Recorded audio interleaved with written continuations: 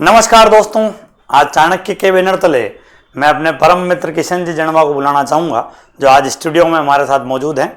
और ये एक अच्छे समृद्धशाली किसान हैं। जड़वा फैमिली, जो जड़वा परिवार अच्छे किसानों में गिनती की जाती है जाति की।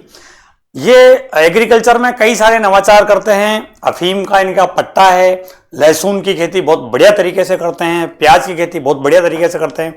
इन्होंने एग्रीकल्चर साइंस को अपने सिलेबस में ना पढ़ा हो, लेकिन जीवन में इन्होंने उसको बहुत अच्छी तरीके से जिया है। वेलकम टू किशन जी जड़वा, स्वागत है आपका। नमस्कार, पधारिए। नमस्कार। आपका उदयपुर चाणक्य एग्रीकल्चर इंस्टीट्यूट में बहुत बहुत स्वागत है। आप हमारे सभी दर्शकों को क्या संदेश देना चाहेंगे कि एग्रीकल्चर स्टडी हमें करनी चाहिए या नहीं करनी चाहिए, और अगर आप बच्चे वर्तमान समय में एग्रीकल्चर स्टडी करते हैं तो किसानों को क्या फायदा होने वाला है, या आने वाली खेती पर उसके क्या प्रभाव होने वाले हैं, या जो एग्रीकल्चर क्रॉप अपन जो ले रहे हैं, फसल ले रहे हैं, उसमें क्या अपने को फायदा होगा, बताइए। एग्रीकल्चर में हमेशा भारत में अर्थव्यवस्था रीढ़ की हड्डी रही है। कृषि जो है भारत की अर्थव्यवस्था की रीढ़ की हड्डी रही है जी। इसमें अभी आज के युग में युवा बहुत दूर भाग रहे हैं। इसका लागत और जो मूल्य होता है ना, उनका फसल का वाजिब उनका प्रोडक्ट नहीं होने के कारण, मतलब युवा जो है खेती में रुचि नहीं ले रहा है, क्योंकि जो लागत लग रही है उतना उसका उपज का मूल्य नहीं मिल रहा, नहीं मिल रहा। इसलिए खेती मतलब घाटे का सौदा साबित हो रही।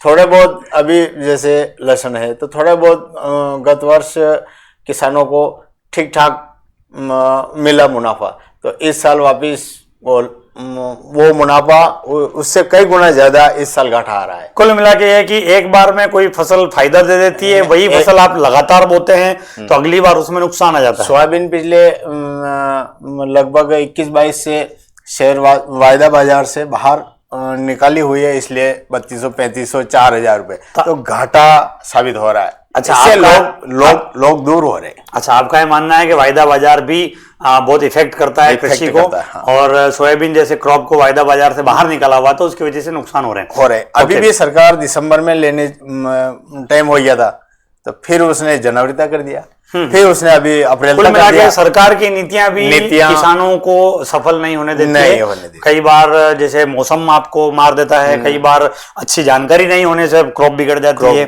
और कई बार बाजार की समझ नहीं होती है तो उससे भी मामला खराब हो जाता है। साथ ही किसान बार बार एक ही फसल को बोता है तो उसकी उपलब्धता बहुत ज्यादा होने से भी बाजार में उसकी कीमत नहीं मिलती है। चाइना से लहसुन अभी भी आ रहा है। अच्छा, सरकार कोई कदम ही नहीं उठा रही, उससे किसान बुरी तरह से पीट रहे हैं।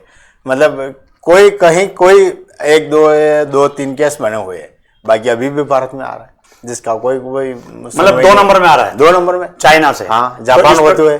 अच्छा, जापान के रास्ते। हाँ। तो इस प्रकार के जो आयात निर्यात है जो अवैध तरीके के, उस पर रोक लगनी चाहिए। आपका ये मानना है? शिवराज सिंह कृषि मंत्री बनने तो किसानों को यूं हुआ कि यार हाँ कि अब कुछ होगा। हालांकि पिछली सरकारों की तुलना में भाजपा सरकार तो बहुत बढ़िया काम कर रही है, मैं तो ये मानता हूँ। नहीं और रही है, विश्व स्तर पर नहीं है, विश्व स्तर पर खेती जिस तरीके से लोगों ने सोचा, और हम खुश हुए कि शिवराज जी पहले किसान रहे हैं, हाँ, तो थोड़ा, लेकिन वो मजा नहीं आया। हाँ, मजा नहीं आया। कोई बात नहीं, जो चीजें लंबे समय से बिगड़ी हुई होती है उनको सुधारने में थोड़ा समय भी लग जाता है। मैं स्टूडियो में आपका बहुत बहुत धन्यवाद ज्ञापित करूंगा। आप पधारे हो, अपनी बातों से हमको अवगत कराया, शुक्रिया।